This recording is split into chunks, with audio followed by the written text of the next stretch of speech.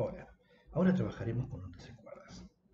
Las ondas de las cuerdas son ondas mecánicas unidimensionales y transversales que viajan a lo largo de la cuerda. Para que una onda pueda viajar en la cuerda se necesita que la cuerda esté tensa y que el material tenga un cierto comportamiento elástico. Veremos cómo el generador introduce la perturbación en la cuerda tensa y luego cuál es la ecuación que sigue la perturbación cuando se mueve por la cuerda.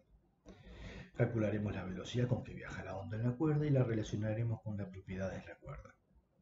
Por último, veremos la onda producida por un generador armónico que viaja en la cuerda. Empezaremos considerando una cuerda tensa muy larga y vamos a colocar un generador en un extremo.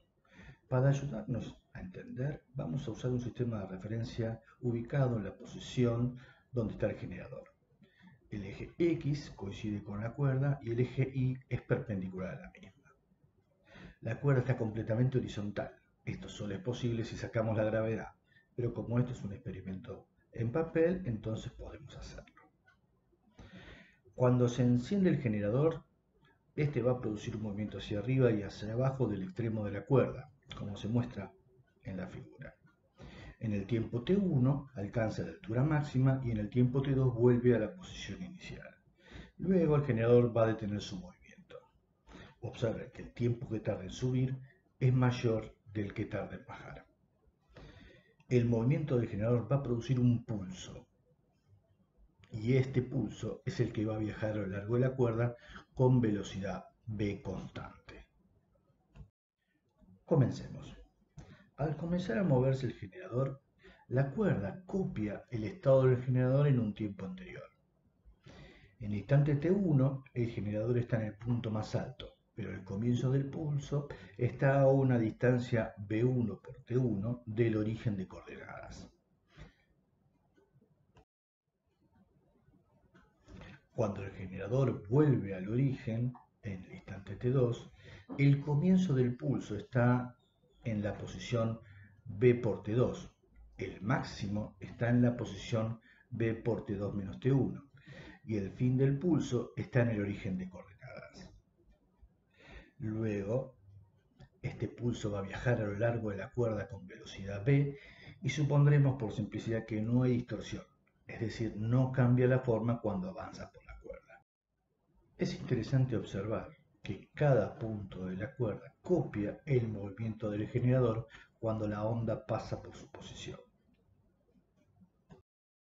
Vamos a ver cómo podemos describir matemáticamente el movimiento de este pulso. Para esto detengámonos en la forma de la cuerda cuando ya ingresó todo el pulso, es decir, en la forma de la cuerda en el instante t2. A la función matemática que describe la gráfica de la cuerda en este instante la llamamos g de x. A la función matemática que describe la posición de todos los puntos de la cuerda en el instante t la llamamos y grande, que es una función de las coordenadas y del tiempo. Es fácil ver que para el instante t2 ambas funciones coinciden. Para un instante t posterior a t2, el pulso se desplazó a una distancia d, que vale v por t menos t2. Por lo que la gráfica de la cuerda se puede describir como g de x menos d. El signo menos aparece porque el desplazamiento está en la dirección x positiva. Si el desplazamiento fuera en la dirección x negativa, cambiaré de signo menos por un signo más.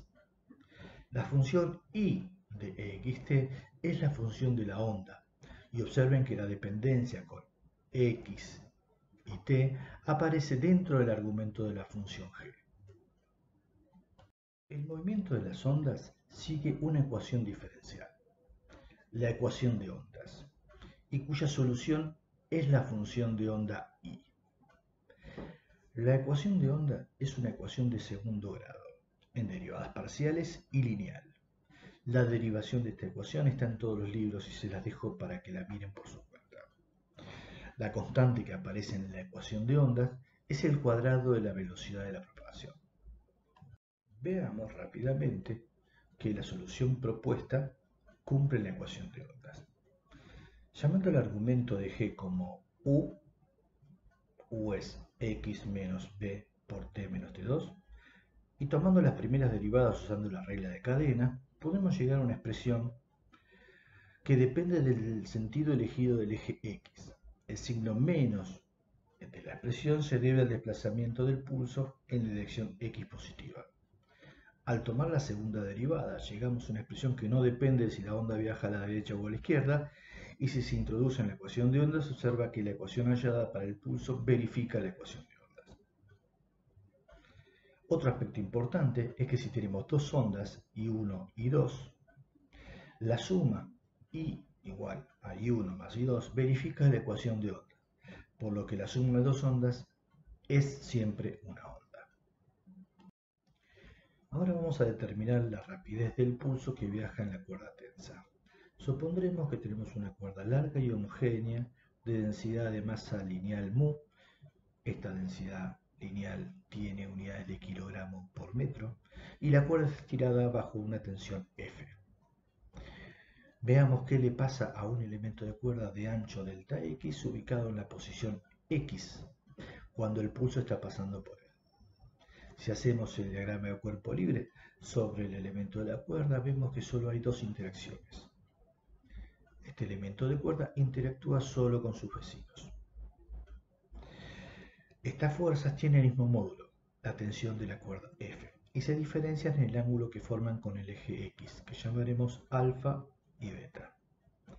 Escribiendo la segunda ley de Newton, vemos que el elemento de cuerda solo se puede mover en la dirección Y, por lo que nos permite encontrar un sistema de ecuaciones que nos revela cuál es la ecuación de movimiento de este elemento de cuerda.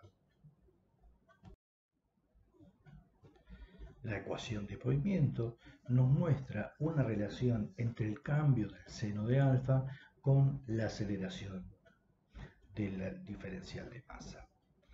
Para simplificar las cuentas, hacemos la siguiente hipótesis. Los ángulos son pequeños, de forma que podemos aproximar la función seno a la tangente.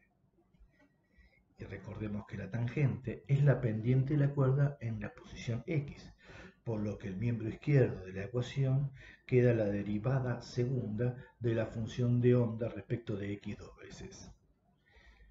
La aceleración se calcula como la derivada segunda de la función de onda con respecto al tiempo dos veces.